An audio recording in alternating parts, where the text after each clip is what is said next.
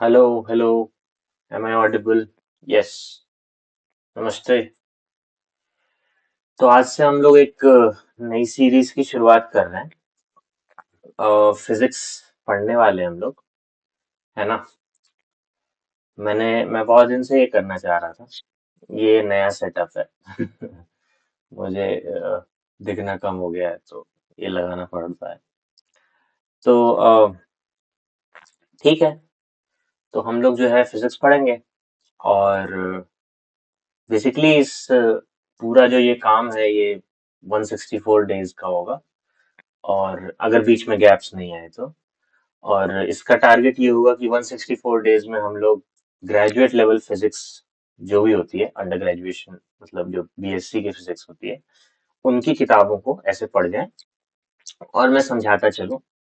और बात सिंपल सरल है, समझ में आ जाएगी। ठीक है। तो कौन कौन देख सकता है इसको, किसको लगता है कि ये उसके लिए नहीं है? एक्चुअली हर कोई देख सकता है इसको। ठीक है ना। बिकॉज आपको किताब नहीं पढ़ना, किताब मुझे पढ़ना है। मुझे आपको समझाना है, तो ये मेरी जिम्मेदारी है कि आपको समझ में आए, है ना। तो आपकी मैथ्स अच्छी है। ये क्या है? फोकस नहीं हो रहा है अच्छे से। तो आपकी मैथ्स अच्छी है, अच्छी नहीं है। अ, आपने बीए कर रखी है, आपने कितने साल से फिजिक्स नहीं पढ़ी, आपको 9th 10th में फिजिक्स अच्छी नहीं लगती थी, आदि इत्यादि बातें। अ, कोई बात नहीं, पढ़ते हैं, है ना।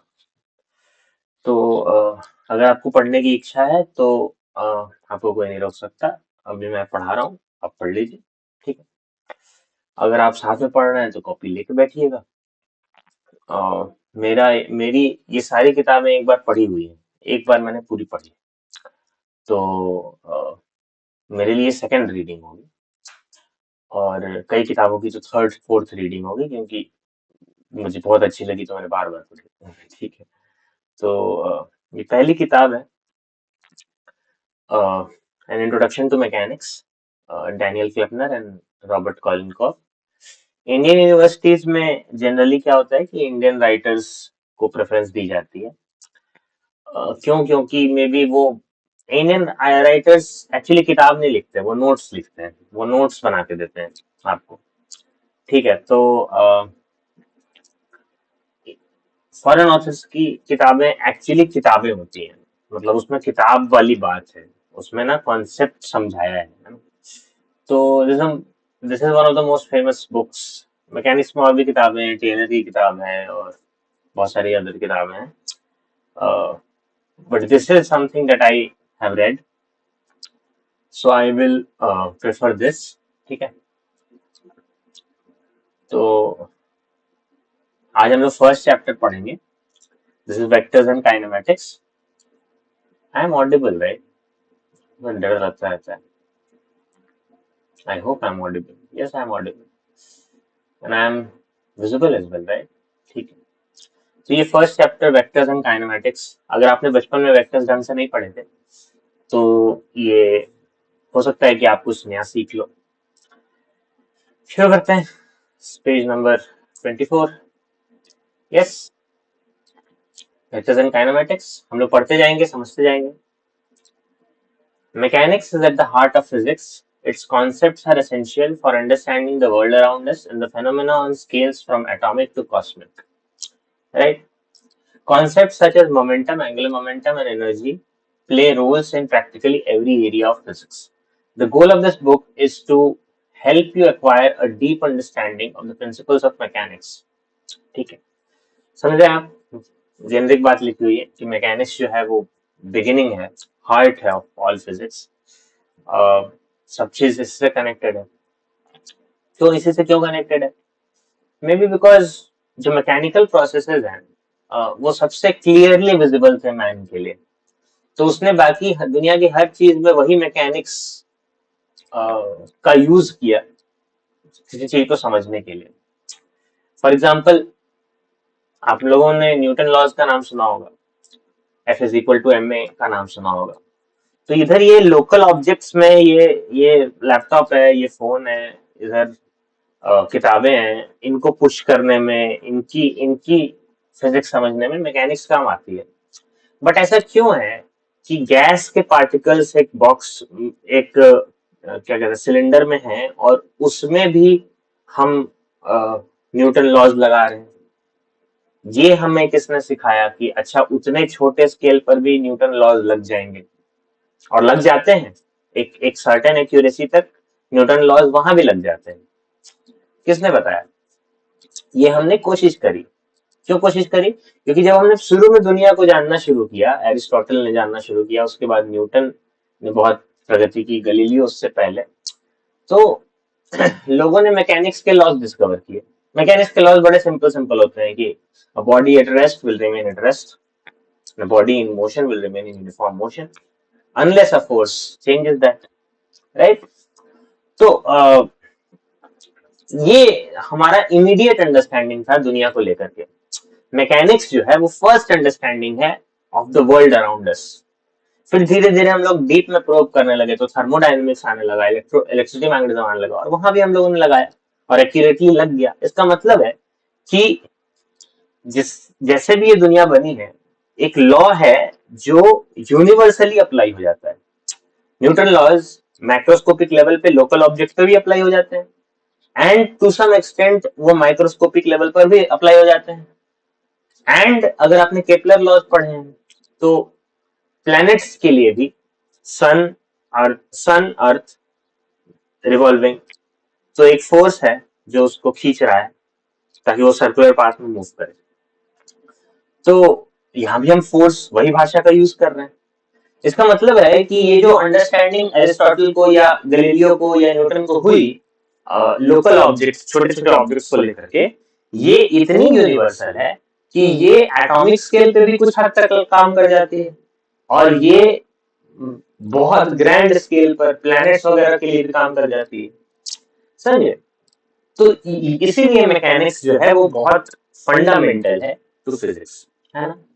The reason we start by discussing vectors and kinematics rather than plunging into dynamics is that we want to use these tools freely in discussing physical principles. Rather than interrupt the flow of discussion later, we are taking time now to ensure they are on hand when required. अगर कितना interesting बात है books के बारे में, क्लिपनर के बारे में, या मतलब ये जो किताब है इसके बारे में, कि they explain even the modus operandi, why they are going to do something and not something else.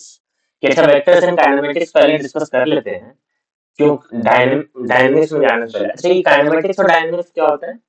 Kinematics मतलब हम जब मोशन को स्टडी कर रहे होते हैं तो उसको काइनेमेटिक्स कहते हैं, विदाउट आस्किंग दीज क्वेश्चंस कि क्यों मोशन हो रहा है ना? वी आर इंटरेस्टेड इन कैसे मोशन हो रहा है, ठीक है? क्या क्वांटिटीज हैं जो मोशन के साथ एसोसिएटेड है, वेलोसिटी है, एक्सेलरेशन है, पोजीशन है। हम इसमें इंटरेस्टेड नहीं है कि क्यों हो रहा है मोशन, क्या है जो मोशन को कॉज कर रहा है। और वही हम डायनामिक्स की बात करते हैं तो ये वो ब्रांच है ऑफ मैकेनिक्स जिसमें हम कॉज ऑफ मोशन और उस कॉजल रियलिटी के साथ खेलते हैं कि अच्छा कौन लगा रहा है मोशन, तो फोर्स कर रहा है मोशन, कौन फोर्स लगा रहा है, फोर्स का नेचर क्या है, सो ऑन। तो वेक्टर्स एंड काइनेमेटिक्स हम लोग डिस्कस करेंगे, और ताकि हमारे पास वो टूल्स आ जाएं जिससे कि हम बाद में डायनामिक्स भी डिस्कस कर सकें। देखिए यहाँ पे वही एक्सप्लेन किया हुआ, तो इट्स वेरी इंटरेस्टिंग कि कैसे थिंग्स आर सच सॉर्टेड इन किताबों में, ढंग से एक फ्लो के साथ लिखा होता है, एंड उसमें भी they are having a conversation with you and you are listening to them. In this case, they are having a conversation with me and I am discussing this with you. So this is not there. So vectors. The topic of vectors provide a natural introduction to the role of mathematics in physics, right? By using vector notation, physical laws can often be written in compact and simple form. Modern vector notation was invented by a physicist, Willard Gibbs of Yale University, primarily to simplify the appearance of equations. Right. For example, here is how Newton's second law appears in 19th century notation. Right. In vector notation, one simply writes bold F is equal to M bold A. with the bold-faced symbols F and A stand for vectors.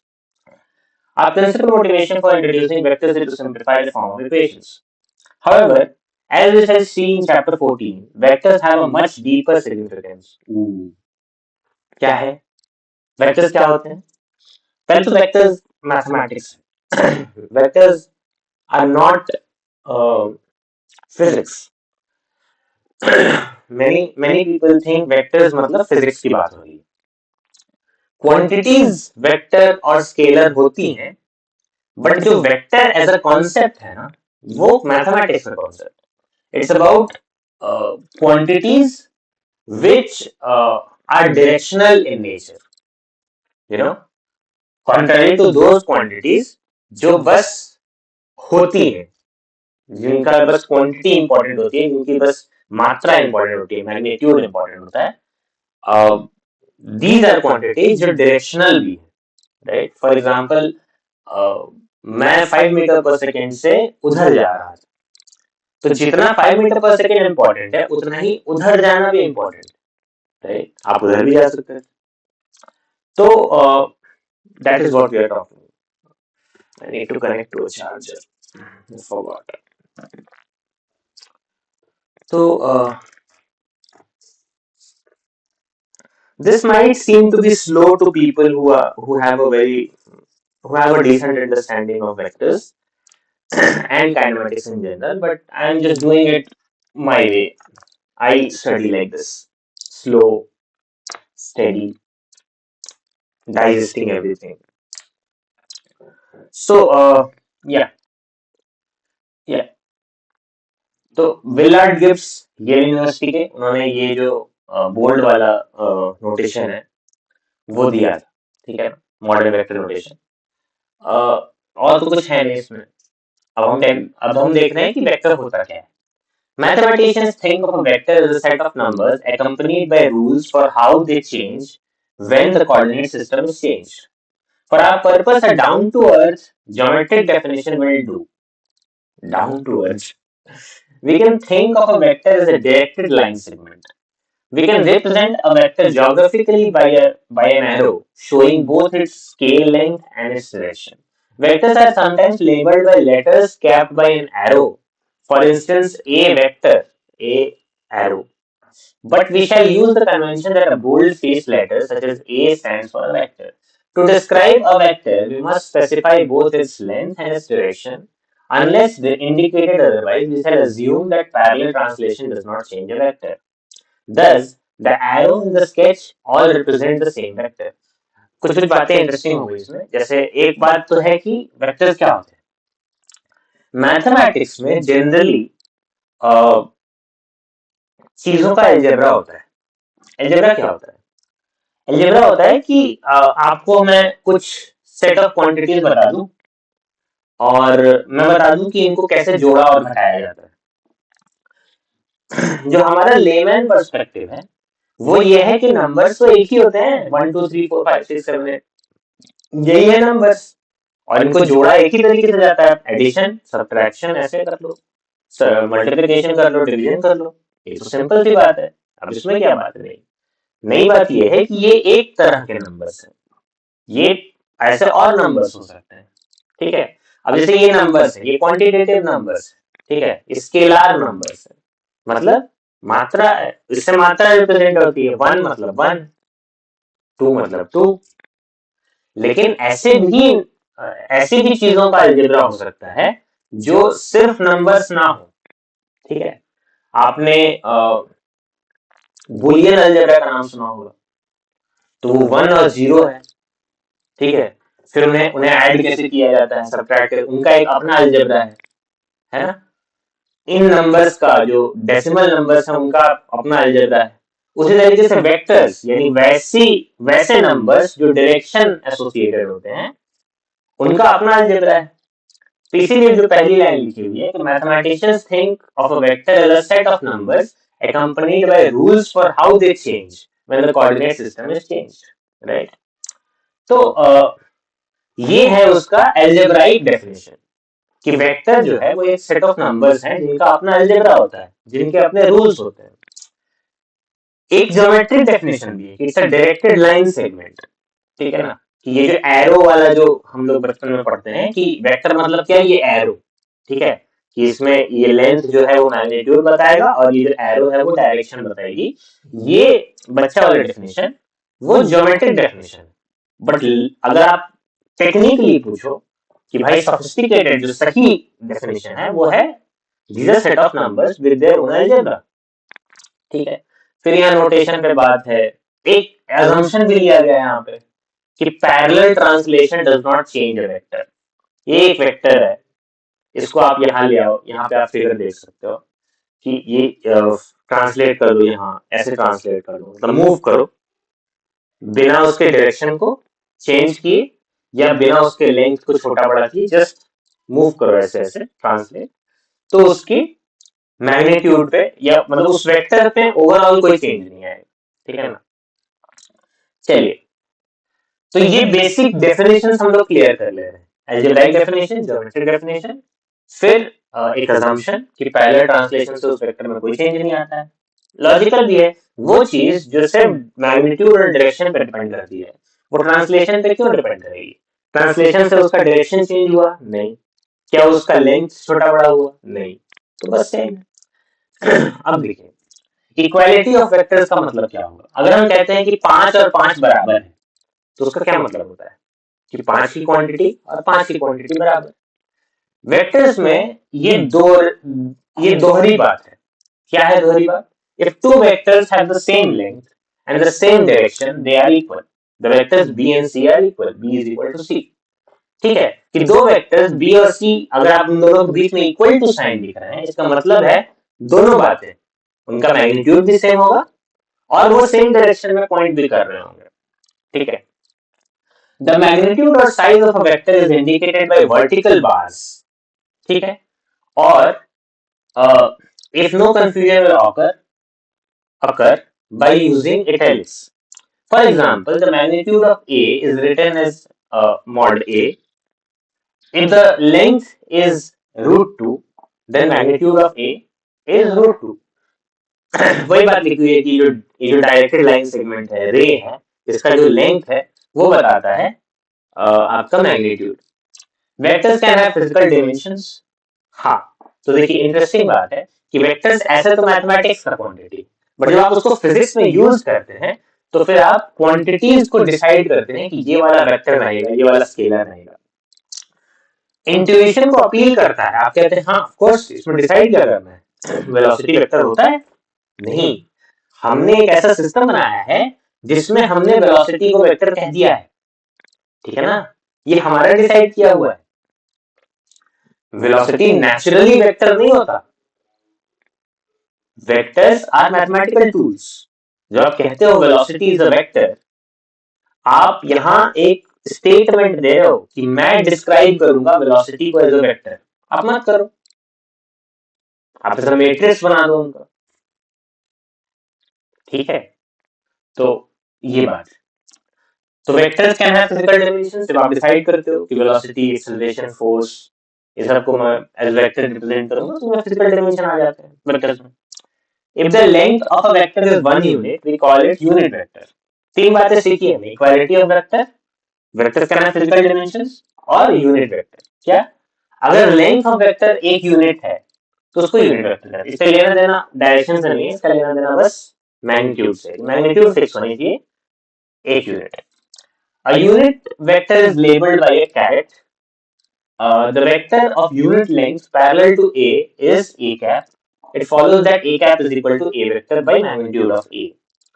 है ना, यानी कि आप किसी भी vector को दो टुकड़ों में तोड़ सकते हैं, एक उसका magnitude multiplied by the unit vector. अब ये यूनिट वेक्टर क्योंकि इसमें कोई मैग्नीट्यूड का पार्ट तो है नहीं, ये बस डायरेक्शन पर्पसेस के लिए है। तो इस तरीके से आप एक वेक्टर को उसके दो कंपोनेंट्स में तोड़ पाए, एक उसका मैग्नीट्यूड ए और एक उसका डायरेक्शन जो कि ए कैप से पता चल जाता है। A cap is equal to A vector by magnitude of A. सोचिए, हम डिफाइन ही कर रहे हैं कि यूनिट वेक्टर वो होता है जिसमें उस वेक्टर का मैग्नीट्यूड 1 हो, है ना, और डायरेक्शन सेम हो जो उस वेक्टर की है। तो अब ए कैप की डायरेक्शन क्या है, वही है जो ए की डायरेक्शन है। इस इक्वेशन से यही लग रहा है ना, A cap is equal to A vector by magnitude of A. तो जब मैग्नीट्यूड ऑफ ए से आपने डिवाइड किया तो ए वेक्टर की मैग्नीट्यूड और ए की मैग्नीट्यूड 1 हो गई। और डायरेक्शन क्या है, जो ए कैप की डायरेक्शन है बगल में इक्वल टू लिख रखा है वही ए की डायरेक्शन है। समझ रहे आप? तो इस तरीके से यूनिट वेक्टर डिफाइन होता है। यूनिट वेक्टर्स डिमेंशनलेस होते हैं, ठीक है। Physical dimension of a vector is carried bye its magnitude, ठीक है। ये इंटरेस्टिंग बात लिखी है, the physical dimension of a vector is carried bye its magnitude. कि अगर कोई वेक्टर वेलोसिटी वेक्टर है तो उसका यूनिट वेक्टर डिमेंशनलेस होगा, ठीक है। आप उससे मैं अगर आपसे पूछूं कि यूनिट वेक्टर ऑफ वेलोसिटी की डायमेंशन बताओ तो आप नहीं बता पाएंगे, बोलेंगे डिमेंशनलेस।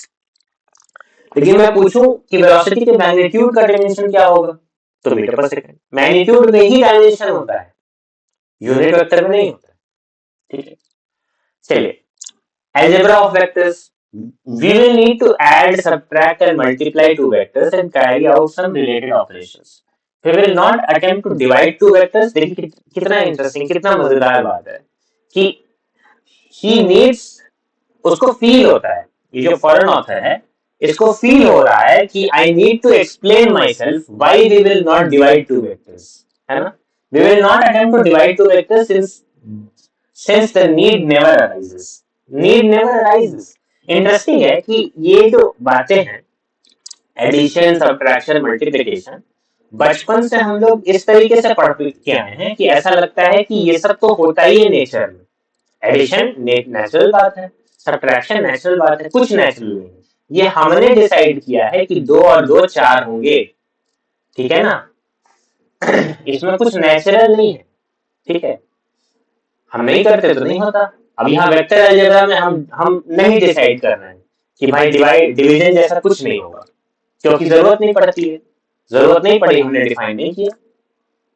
यही बात है, ये हमारा कंस्ट्रक्ट है, ये हमको सीखना है। इसमें नेचुरल कुछ भी नहीं है, नेचर से इंस्पायर्ड है बट नेचुरल कुछ भी नहीं है। ये प्रकृति ने नहीं बनाया, ये हमने बनाया, ठीक है ना। तो but to compensate for this omission we will define two types of vector multiplication। Division नहीं डिफाइन करेंगे लेकिन मल्टीप्लिकेशन दो को डिफाइन कर देंगे, both of which turn out to be quite useful। अब ये समरी दी हुई है वेक्टर अलजेब्रा की, ठीक है। पहला जो क्या कहते हैं उसको, दिस इज वेरी, हमें आदत नहीं है shit, multiplying a vector by a scalar, ठीक है। अगर आप किसी वेक्टर को, ए वेक्टर है, उसको एक simple number b, small b से मल्टीप्लाई करेंगे तो एक नया वेक्टर बनेगा कैपिटल सी। तो अब लिख पाएंगे capital C is equal to small B multiplied by A. अब ये नया जीव कौन सा है, हम वेक्टर जानते हैं but vector multiplied by scalar ये क्या होता है तो डिसाइड कर लेते हैं। ये भी होता है एक वेक्टर जिसका मैग्नीट्यूड पहले वाले वेक्टर के b टाइम्स है, ठीक है। अगर वो b एक से बड़ा नंबर है तो बड़ा हो जाएगा, और अगर b फ्रैक्शन है तो छोटा हो जाएगा, ठीक है। और डायरेक्शन जो है वो भी डिपेंड करता है b पर। अगर b एक नेगेटिव नंबर है तो a का डायरेक्शन के ऑपोजिट हो जाएगा c का डायरेक्शन, और अगर वो पॉजिटिव नंबर है तो a का डायरेक्शन जो है वो उसी डायरेक्शन में c का डायरेक्शन होगा, ठीक है।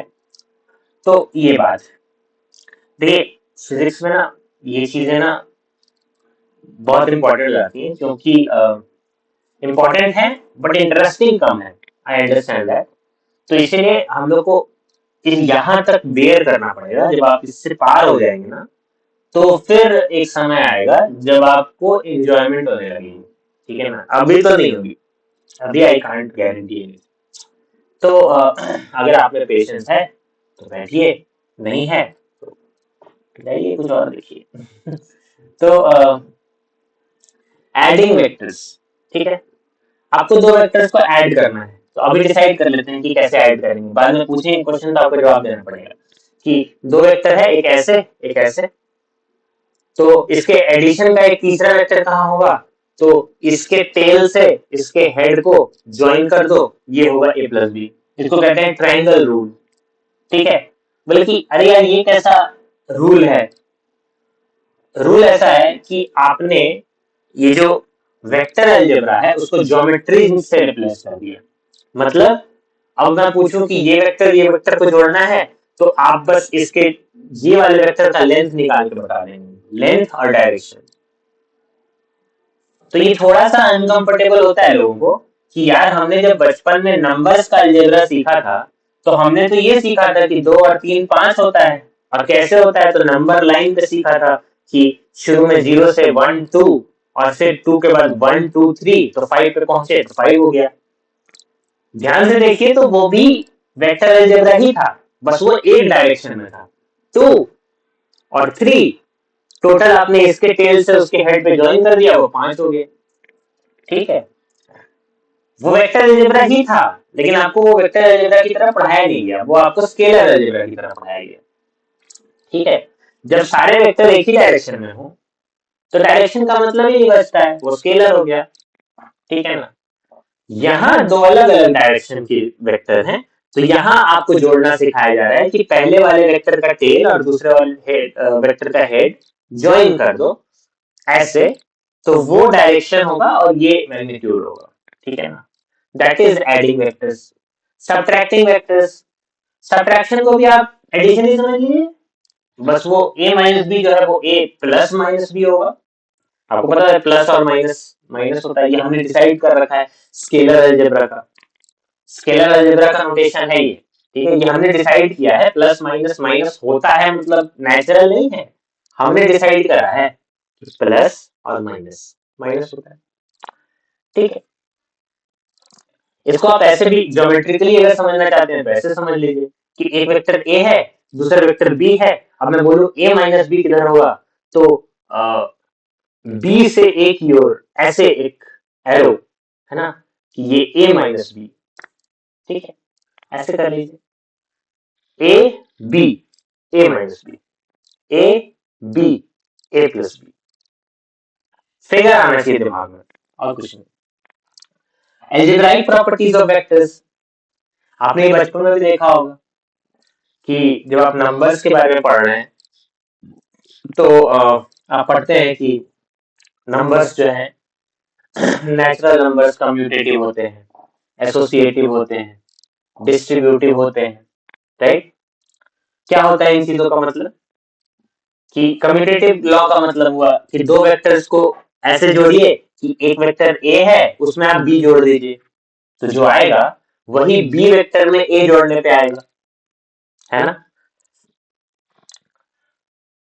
अच्छा तो ऐसा कोई होगा जीव जंतु जो कम्यूटेटिव लॉ फॉलो ना करता हो, हाँ है ना। हम लोग आगे पढ़ेंगे उसको कहते हैं क्रॉस प्रोडक्ट, वो कम्यूटेटिव लॉ फॉलो नहीं करता है, वो एंटी कम्यूटेटिव होता है। ये बड़ा काउंटर इंट्यूटिव है कि अच्छा ये समझ में नहीं आता है कि अच्छा ए में बी जोड़े और बी में ए जोड़े तो सेम आ गया, तो अलग थोड़ी आता है। हाँ कभी कभी अलग आ जाता है, ऑर्डर मायने लगता है कभी कभी कि आप ए में बी जोड़ रहे हैं या बी में ए जोड़ रहे हैं, डिपेंड करता है कि आप जोड़ने का मतलब क्या डिसाइड किए।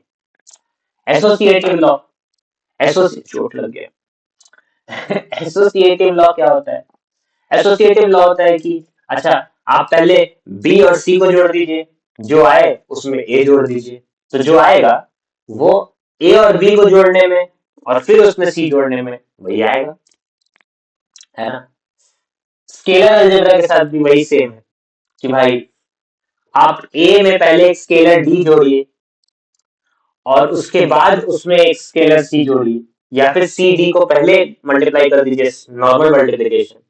जब मैं नॉर्मल मल्टीप्लिकेशन कह रहा हूँ मेरा मतलब है स्केलर मल्टीप्लिकेशन, जो बचपन से पढ़ रहे हैं 2 3 या 6 वो, तो सी डी मल्टीप्लाई कर दीजिए फिर उसको ए से मल्टीप्लाई कीजिए तो भी सेम रिजल्ट आएगा। ये सब बातें लगती ऑब्वियस हैं, लेकिन ये ऑब्वियस है नहीं, यहाँ अभी हम लोग लिख के डिसाइड कर रहे हैं। ऊपर लिखा है it is not difficult to prove the following, लेकिन इसको प्रूव करने में आपको वो डेफिनेशन यूज करना पड़ेगा जो हमने पिछले पेज पे पढ़ा था, और वो डिफरेंशियल किसका डिसाइड किया हुआ है? हमारा डिसाइड किया हुआ है। तो ले देखिए ये जो पूरा स्ट्रक्चर है अलजेब्रा का, ये हम ही डिसाइड कर रहे हैं, डेफिनेशन से लेकर के उनके लॉज से लेकर के सब कुछ, ठीक है। बस इतना ही अंतर है कि इसकी कुछ सिमिलैरिटीज और एग्जांपल्स आपको बाहर दिख जाते हैं, बट इससे ये कंफ्यूज नहीं होना है कि नेचर ने बनाया है वेक्टर्स। नेचर ने कुछ नहीं बनाया, नेचर ने पेड़ पौधे बनाए, ठीक है ना। हम उसमें से पैटर्न ढूंढ करके उनको एक लैंग्वेज में डाल के लिख रहे हैं, ठीक है ना। डिस्ट्रीब्यूटिव लॉ, डिस्ट्रीब्यूटिव लॉ क्या कहता है कि अच्छा a प्लस बी आप पहले जोड़ लीजिए, फिर उसमें एक स्केलर मल्टीप्लाई कर दीजिए, तो वही आएगा जो पहले a में एक स्केलर मल्टीप्लाई करने और b में एक स्केलर मल्टीप्लाई करने, सेम स्केलर c, और उनको आपस में वेक्टर एडिशन करने में आएगा, that is the same thing. ये आपको इस तरीके से पढ़ना आना चाहिए कि c times a plus b is equal to c a vector plus c b vector. इसको आप इस तरीके से जब तक नहीं पढ़ेंगे कि a प्लस a और b को आपस में वेक्टर एडिशन कर दीजिए, फिर उसमें c स्केलर मल्टीप्लाई कर दीजिए, तो जो आएगा वही a वेक्टर को c स्केलर से मल्टीप्लाई करने पे प्लस b वेक्टर को c स्केलर से मल्टीप्लाई करने में, और फिर इन दोनों को लास्ट में वेक्टर एडिशन करने में आएगा। इस तरीके से जब आप बोल पा रहे हैं तो इसका मतलब आप समझ रहे हैं कि एक्चुअली यहाँ पे दोनों के बीच में इक्वल टू लिखने का मतलब क्या है, यहाँ पे कवि क्या कहना चाह रहा है, ये आपको तभी समझ में आएगा जब आप इस तरीके से भाषा में उसको एक्सप्लेन कर पाइएगा, ठीक है। और ये देखिए डायग्राम में इसको एक्सप्लेन कर दिया है कि भैया ए बी तो ए प्लस बी, उस तरह ए बी ऐसे बी ए प्लस बी। तो हाँ अब देखिए मल्टीप्लाइंग वेक्टर्स, अब मल्टीप्लाई करने के भी दो तरीके, स्केलर प्रोडक्ट और वेक्टर प्रोडक्ट। एक्चुअली बहुत बोरिंग लग रहा है हमको लेकिन we are just doing it as a form of austere कि भाई हम लोग तपस्या के रूप में पढ़ रहे हैं इसको बोरियत को दूर करके सिर्फ पढ़ाई करना इज वेरी डिफिकल्ट, है ना। Multiplying one vector by another could produce a vector, a scalar, or some other quantity. The choice is up to us. देखिए exactly सबसे important sentence यहीं पर लिखा हुआ है, ये देखिए the choice is up to us। समझ रहे इस बात को? The choice is up to us.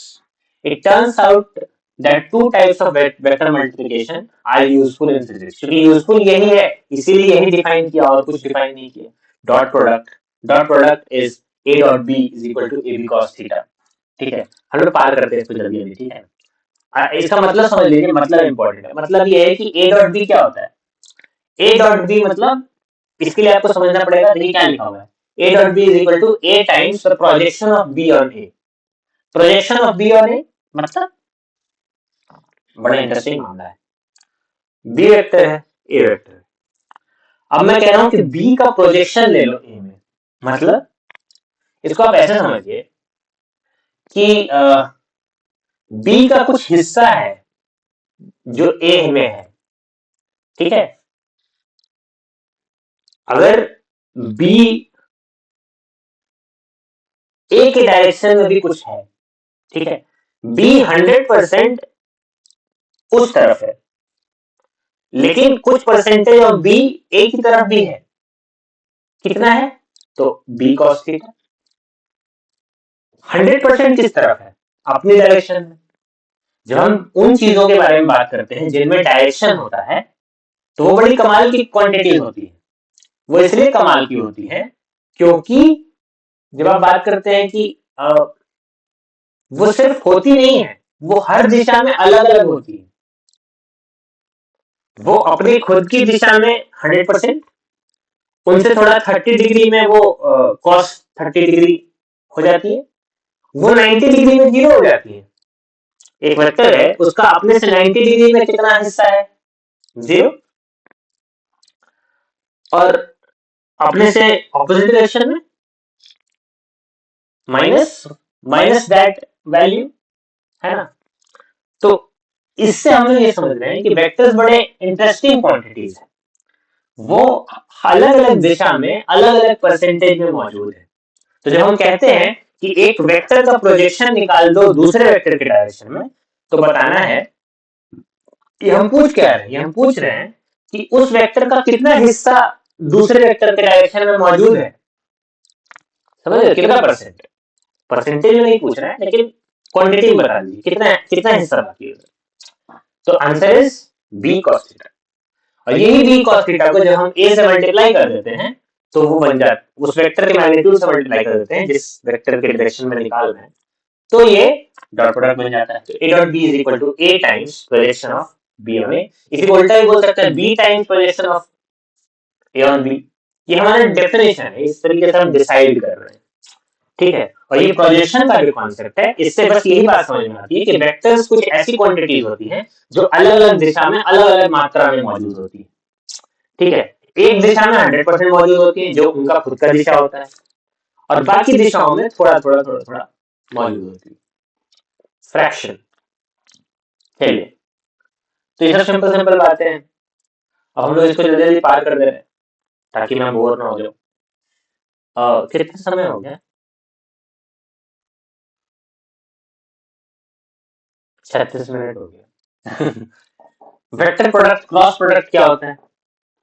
Cross product होता है, इंटरेस्टिंग है मामला, कि दो वेक्टर है, इन दोनों में क्रॉस प्रोडक्ट लेने का मतलब है कि भाई आप इन दोनों के मैग्नीट्यूड को मल्टीप्लाई कर दो और एक दोनों के बीच का जो एंगल है थीटा, उसके साइन थीटा से इसको मल्टीप्लाई कर दो। ये होगा नए वाले जो क्रॉस वेक्टर, क्रॉस प्रोडक्ट करने के बाद जो एक थर्ड वेक्टर बनेगा उसका मैग्नीट्यूड। अच्छा, आपको ये तो पता है ना कि जितने भी हम ये बाइनरी ऑपरेशन या अलजेब्रा डिफाइन कर रहे हैं, जो आप दो के साथ बाइनरी ऑपरेशन करते हैं, चाहे वो एडिशन हो, सब्ट्रैक्शन हो, डॉट प्रोडक्ट हो, क्रॉस प्रोडक्ट हो, तो एक तीसरा वेक्टर बनता है। तो आपको कहानी बहुत क्लियर होनी चाहिए कि हमेशा इस कहानी में चार पात्र हैं। एक, वो दो वेक्टर जिनके साथ हम कुछ कर रहे हैं। थर्ड, वो ऑपरेशन कि हम क्या कर रहे हैं, डॉट प्रोडक्ट है कि क्रॉस प्रोडक्ट है कि एडिशन है कि सब्ट्रैक्शन है कि स्केलर मल्टीप्लिकेशन है।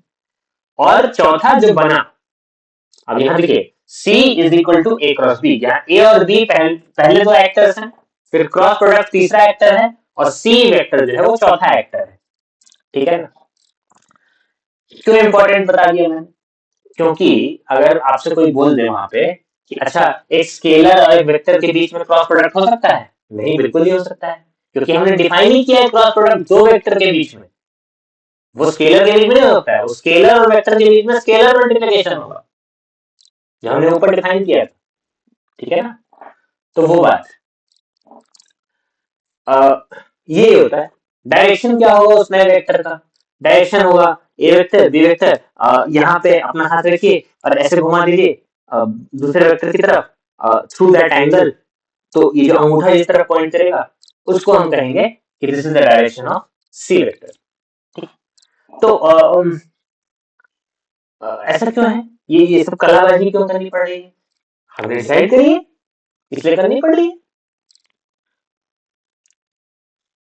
तो विभाग, क्या इसका मतलब ये है कि साइंस भी बड़ा डॉगमेटिक है क्या? कि मतलब वो जो है ऐसे ही चलता है जिसमें हम लोग जो है स्ट्रिक्ट टू द रूल्स और rituals? Yes, yes. Then what separates religion from science? That science gives you predictions which are true, religion doesn't give you predictions which are false. That is the difference. तो हाँ, तो science के rituals या ये जो rules हैं वो इसलिए इंपॉर्टेंट है क्योंकि ये रूल्स बनाए हमने हैं, लेकिन ये काम करते हैं। रिलीजन के रिचुअल्स काम नहीं करते। I'm not going to be political, but that is the thing. ठीक है, तो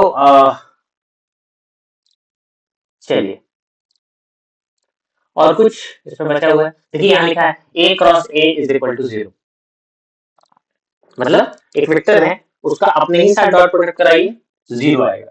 क्यों आएगा 0? दोनों के बीच का एंगल 0 डिग्री है ना, ए वेक्टर और ए वेक्टर के बीच का एंगल कितना है? 0 डिग्री। तो साइन 0 0 कर, ठीक। ये देखिए, ये हम लोग बात कर रहे थे कि एंटी कॉम्यूटेटिव, कि ए को बी के साथ क्रॉस कीजिए या ए बी को ए के साथ क्रॉस कीजिए, सेम आ जाएगा क्या? नहीं, सेम नहीं आएगा। बी क्रॉस ए और ए क्रॉस बी, देखिए ना, उल्टा आ गया ना। तो इसका मतलब है कि यहाँ अंतर हो जाता है। देख सकते हैं कि वो जो स्टेटमेंट हम लोग फेमस है कहावत कि क्या कहते हैं, सेव चाकू पे गिरे, ये चाकू सेव पे गिरे, कटना तो सेव को ही है। This is a statement about commutativity, कि जो फाइनल रिजल्ट है वो सेम आता है, चाहे चाकू पे सेब गिरे या सेब पे चाकू गिरे, सेम आता है। यहाँ नहीं आता है। यहाँ अगर ए पे बी क्रॉस मल्टीप्लाई हो और बी पे ए क्रॉस मल्टीप्लाई हो तो दोनों के बीच में एक माइनस साइन आ जाता है, उल्टा आ जाता है रिजल्ट। ये बात है। चलिए इस एग्जांपल्स को हम स्किप मारेंगे और हम सीधे सीधे अभी हम लोग बस काम कर रहे हैं कंपोनेंट्स ऑफ अ वेक्टर। ये बहुत इंटरेस्टिंग मामला है, कंपोनेंट्स ऑफ अ वेक्टर।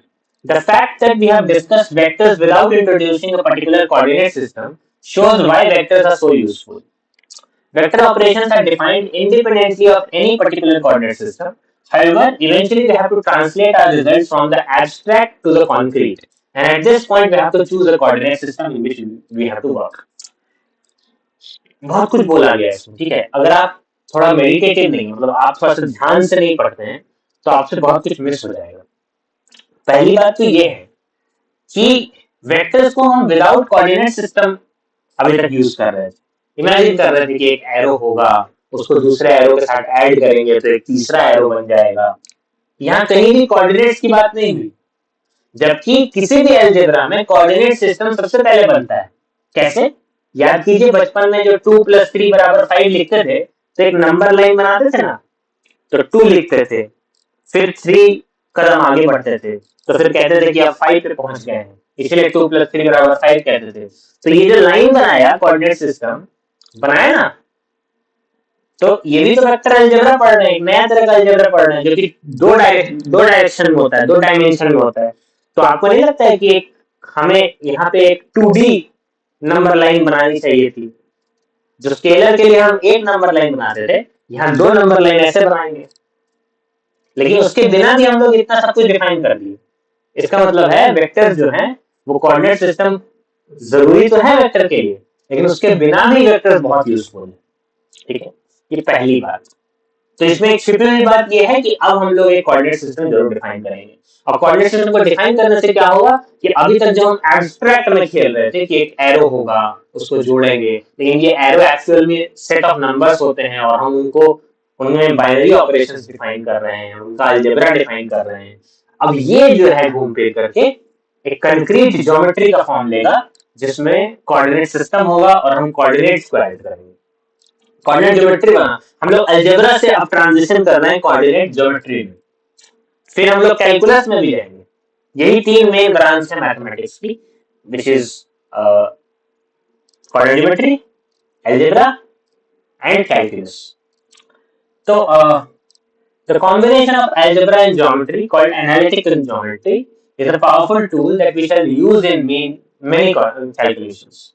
ठीक है, एनालिटिकल ज्योमेट्री जो है वो अलजेब्रा और ज्योमेट्री का है, जिसको हम लोग कोऑर्डिनेट ज्योमेट्री भी कहते हैं। Analytic geometry has a consistent procedure for describing geometrical objects by set of numbers. कोई भी एक लाइन हो उसके लिए हम लोग कोऑर्डिनेट ज्योमेट्री में एक इक्वेशन लिख देते हैं, है ना, या सेट ऑफ नंबर्स डिसाइड कर देते हैं। फॉर एग्जांपल y = x एक लाइन है, उसके लिए आप नंबर्स बताइए 0 0 1 1 2 2 1.5 1.5 1.75 1.75 -2 -2 लाइन। तो या तो इस लाइन का इक्वेशन बता दीजिए या फिर मुझे ये सारे नंबर्स बता दीजिए, मैं वो लाइन ड्रॉ कर लूंगा। तो हर ऑब्जेक्ट जो ड्रॉ किया जा सकता है उसके लिए एक सेट ऑफ नंबर्स भी आप बता सकते हैं। तो देख रहे हैं, एक जगह आप अलजेब्रा से डील कर रहे हैं नंबर्स में, और एक जगह आप फिगर डायग्राम से डील कर रहे हैं। तो एक बहुत बड़ा भयानक कनेक्शन नहीं बना लिया आपने।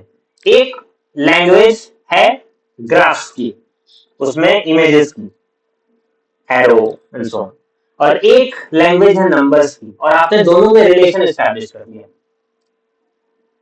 This is the genius. एक तरीके से आपने इंग्लिश टू हिंदी ट्रांसलेशन की बुक बना ली, उस तरह यहाँ पे ज्योमेट्री टू अलजेब्रा ट्रांसलेशन की बुक बन गई है। आपको इस बात का जीनियस समझना होगा, कितनी कमाल की बात है। ठीक है,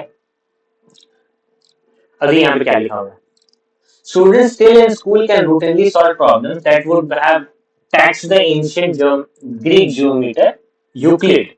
Analytic geometry was developed as a complete subject in the first half of the 17th century by the French mathematician René Descartes, है ना, and independently by his contemporary Pierre Fermat, है ना. तो कितनी इंटरेस्टिंग बात है कि बताते बताते थोड़ा सा हिस्ट्री ऑफ मैथमेटिक्स भी बता देता है लोग. That's why I like foreigners. They are interested in making you learned, not to make you qualify some exam ना. तो इसीलिए it is very essential to read books जो आपको पढ़ाना चाहती है rather than आपसे एग्जाम निकलवाना चाहती है, बिकॉज उससे ना आपका पढ़ने का स्पिरिट बाकी रहता है. पढ़ना क्यों इम्पोर्टेंट है? क्योंकि पढ़ना एसेंशियल पार्ट है of living. Those who are not reading are not living, है ना, they are non-living beings. तो हाँ, तो अब हम लोग क्या कर रहे हैं कि अब हम लोग एक कोऑर्डिनेट सिस्टम डिफाइन कर रहे हैं, ठीक है, और उसमें हम लोग क्या करते हैं, एक वेक्टर होगा वही एरो, उसके दो प्रोजेक्शंस निकाल लेंगे. उन दो परपेंडिकुलर म्यूचुअली परपेंडिकुलर डायरेक्शंस में हम लोग प्रोजेक्शंस निकाल लेंगे. प्रोजेक्शंस क्या होते थे, क्या बताया था मैंने कि भाई याद नहीं है तो पीछे जाकर देख लीजिए कि इस वेक्टर का इस डायरेक्शन में प्रोजेक्शन मतलब इस वेक्टर का इस डायरेक्शन में कितना हिस्सा है. तो हम उसको इस वेक्टर को दो टुकड़ों में तोड़ देंगे, इस डायरेक्शन में उसका हिस्सा और इस डायरेक्शन में उसका हिस्सा. क्यों परपेंडिकुलर में ही क्यों तोड़ रहा है? इसलिए क्योंकि अब जब ये दो हिस्सों में तोड़ देंगे ना, तो इसको इससे कोई लेना देना नहीं होगा और इसको इससे कोई लेना देना नहीं होगा. ये दोनों अपने अलग अलग एक तरीके से जैसे एक वेक्टर है घर की तरह और उस घर का बंटवारा हो गया. दिस इज लाइक दैट, ठीक है. तो ये कंपोनेंट्स हैं, ये बंटवारा है, ठीक है, दो म्यूचुअली परपेंडिकुलर डायरेक्शंस में. अब ये इसकी दिशा अलग है, इसकी दिशा अलग है, इन दोनों को एक दूसरे से कोई लेना देना नहीं. समझ रहा है? ऐसा क्यों कर रहे हैं हम लोग? क्योंकि एडिशन सब्ट्रैक्शन ये सारी चीजें आसान हो जाए इसलिए. तो ए को दो टुकड़ों में तोड़ा, ए एक्स ए वाई. अब हमें वापस इन दोनों टुकड़ों से पुराना वाला वेक्टर बनाना है, तो कैसे बनाएंगे? पाइथागोरस थ्योरम अगर आपको पता है, ये एक साइड है, ये एक साइड है, तो ये वाली साइड दिस स्क्वायर का दिस स्क्वायर का रूट अंडर होता है. समझ रहे हो? अब हमें वापस से, क्योंकि अब ये नया एक सिस्टम डिफाइन किया ना हमने कोऑर्डिनेट्स का, तो ax और ay जो है नए कोऑर्डिनेट्स हैं, है ना. तो अब आपको इसके लिए वापस से सारा अलजेब्रा फिर से डिसाइड करना होगा कि इक्वालिटी ऑफ वेक्टर्स का मतलब क्या होगा, स्केलर मल्टीप्लिकेशन का क्या मतलब होगा, एडिशन ऑफ टू वेक्टर्स का क्या मतलब होगा. जल्दी जल्दी डिसाइड कर लेते हैं. दो वेक्टर को इक्वल लिखने का मतलब क्या है, a is equal to b, मतलब इनके x डायरेक्शन में, y डायरेक्शन में और z डायरेक्शन में जो जो कंपोनेंट्स हैं दोनों इक्वल होंगे. ax is equal to bx, ay is equal to by, az is equal to bz. हमने डिसाइड किया, अभी आगे मत पूछिएगा, ठीक है ना. ये डिसाइड नहीं किया कि ax is equal to bz और ay is equal to bx, ये सब डिसाइड नहीं किया. हमने डिसाइड किया है कि x के कंपोनेंट्स a और b के सेम होंगे, y के सेम होंगे, z के सेम होंगे. एक बार बता दिया, अब हमेशा याद रखिएगा. चलिए अब बताइए कि वेक्टर एडिशन का लॉ क्या है, मल्टीप्लिकेशन ऑफ स्केलर का क्या लॉ है. तो मल्टीप्लिकेशन ऑफ स्केलर का लॉ ये है कि अगर उस वेक्टर को स्केलर से मल्टीप्लाई कर रहे हैं तो उसके सारे कंपोनेंट्स को करना पड़ेगा. एडिशन का क्या लॉ है, तो रिस्पेक्टिव जो कंपोनेंट्स हैं x वाले, y वाले, z वाले अलग अलग ऐड कर दीजिए. तो नया जो वेक्टर बनेगा उनके कंपोनेंट्स होंगे ax plus bx, ay plus by, az plus by, ठीक है. डॉट प्रोडक्ट क्या होगा, तो कंपोनेंट्स मल्टीप्लाई कर दीजिए. तो यहाँ पे cos थीटा कहाँ गया, cos थीटा कहाँ गया? जब आप कंपोनेंट्स मल्टीप्लाई करते हैं तो ax भी x डायरेक्शन में है, bx भी x डायरेक्शन में है, तो उनके बीच का एंगल 0 डिग्री है. तो ax bx cos 0 1, तो ay by az bz ऐसे होंगे. क्रॉस प्रोडक्ट देख लीजिए. अब यहाँ एग्जांपल से क्या देखिए एग्जांपल. अच्छा, क्रॉस प्रोडक्ट से पहले बेस वेक्टर्स आपको पढ़ा है. बेस वेक्टर्स क्या होते हैं? बेस वेक्टर्स बेसिकली हमने ये कोऑर्डिनेट सिस्टम तो डिफाइन कर दिया ना. अब इन डायरेक्शंस में यूनिट वेक्टर्स हम डिफाइन करते हैं. देखिए क्या लिखा, base vectors are the set of orthogonal unit vectors, one for each dimension. ये तीन म्यूचुअली परपेंडिकुलर डायरेक्शंस डिफाइन किए हमने. अच्छा, ये म्यूचुअली परपेंडिकुलर क्यों डिसाइड करी? वही जो बताया था, एक डायरेक्शन को दूसरे से कोई लेना देना नहीं है. क्योंकि एक वेक्टर का दूसरे डायरेक्शन में कोई 90 डिग्री वाले डायरेक्शन में कोई हिस्सा होता नहीं है, प्रोजेक्शन 0 होता है।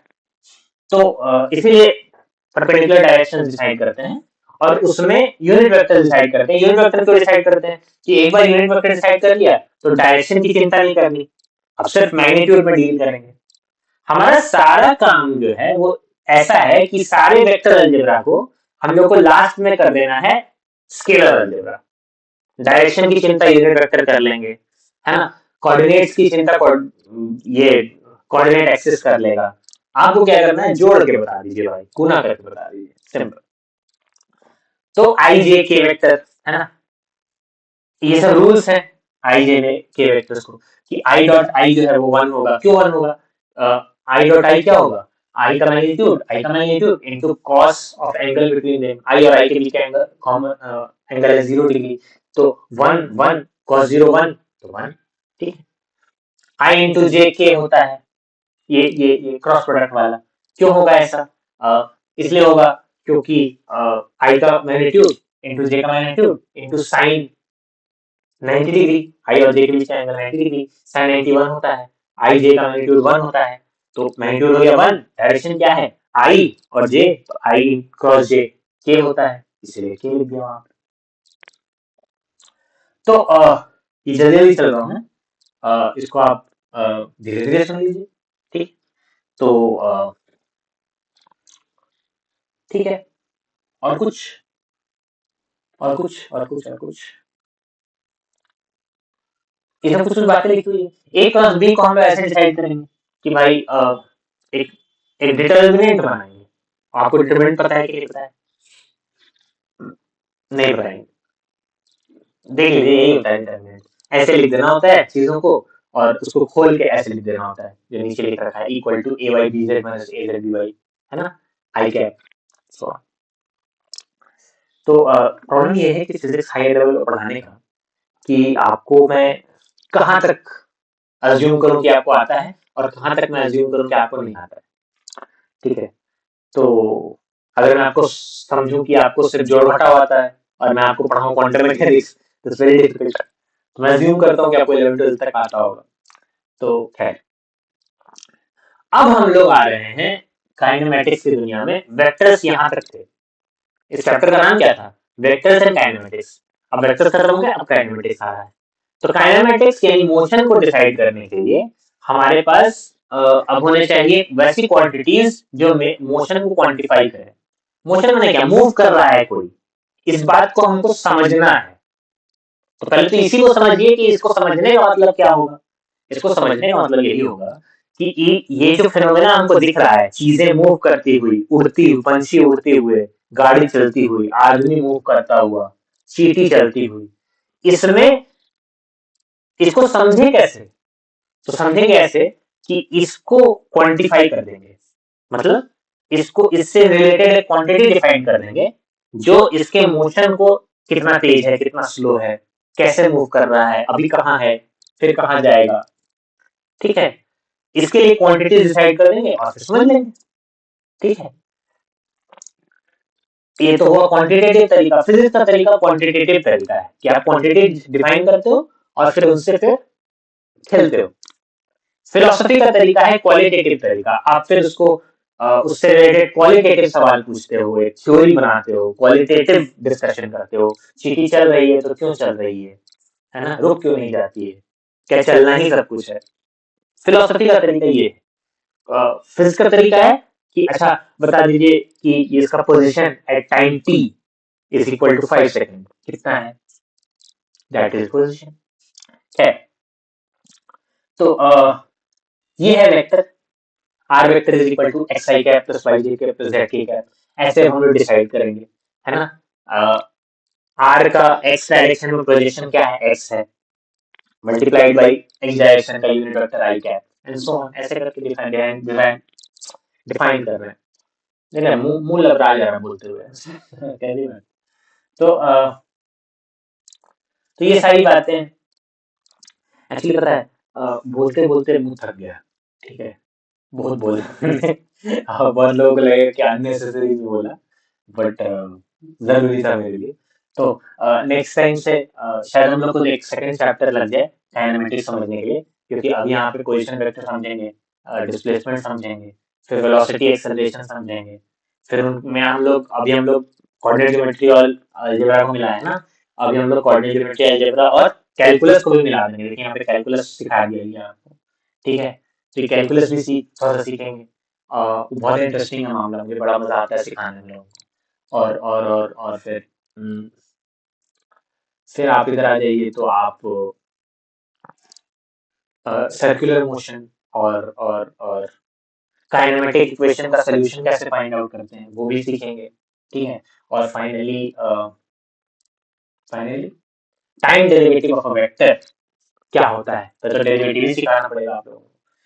फिर आपको मैं सिखाऊंगा कि प्लेन पोलर कोऑर्डिनेट्स क्या होते हैं, उनमें मोशन को कैसे डिस्क्राइब करते हैं, बहुत इंटरेस्टिंग है मामला। और ये सारी चीजें अच्छी अच्छी हैं। वेलोसिटी पोलर कोऑर्डिनेट्स में, एक्सेलरेशन पोलर कोऑर्डिनेट्स में, है ना, ये सारी चीजें हैं। ये सब नहीं पढ़ेंगे हम लोग, ये सब सब कैलकुलेशन के लिए है, इसको स्किप मार देंगे। और कल करते हैं, फिर कल करते हैं, है ना। तो सोचिए कि मैं कि सोचा था कि हर चैप्टर पे एक वीडियो बनाऊंगा, तो हो जाएगा। लेकिन प्रॉब्लम ये है कि समझाते हुए बनाने का दिक्कत ये है कि भाई साहब या तो मैं सिर्फ पढ़ लूँ और खुद समझ लूँ, तो उससे सिर्फ मुझे फायदा होगा, और या तो मैं आपको समझाऊँ, लेकिन मैं 1 घंटे से ज़्यादा की वीडियो भी नहीं बनाना चाहता। तो ले दे के अभी मामला इतना है, 56 मिनट है, ठीक है, आगे हम लोग चलते हैं। अ, आगे अब हम लोग बाद में पढ़ेंगे। अभी हम लोग पढ़े कितना, अभी हम लोग ना यहाँ तक पढ़े 1.6 तक, 1.11 तक अब हमको मतलब 5 टॉपिक और पढ़ना है, फिर ये चैप्टर खत्म हो जाएगा, ठीक है। तो ऐसे करके पढ़ेंगे हम लोग। आई होप आपको फायदा हो रहा हो। अ, ये जो है आगे हम लोग इसी तरह से इसको करेंगे। मैंने देखा कि फिजिक्स सिर्फ पढ़ाने के लिए, इंटरेस्ट के लिए कोई नहीं पढ़ा रहा है। कोई जेई का तैयारी करवा रहा है, कोई फिजिक्स में ऑनर्स की तैयारी करा रहा है, कोई जैम की, कोई नेट की। तो मैंने सोचा कि ये जो बिना पर्पस की पढ़ाई है वो मैं करा देता हूँ, ठीक है ना। तो इसलिए मैं ये पढ़ा रहा हूँ, इससे मेरा भी फायदा हो जाता है, आपका भी हो जाएगा। तो ठीक है, पढ़ना है पढ़ लीजिए, नहीं पढ़ना है आपकी मर्जी। चलिए नमस्ते, कल मिलते हैं।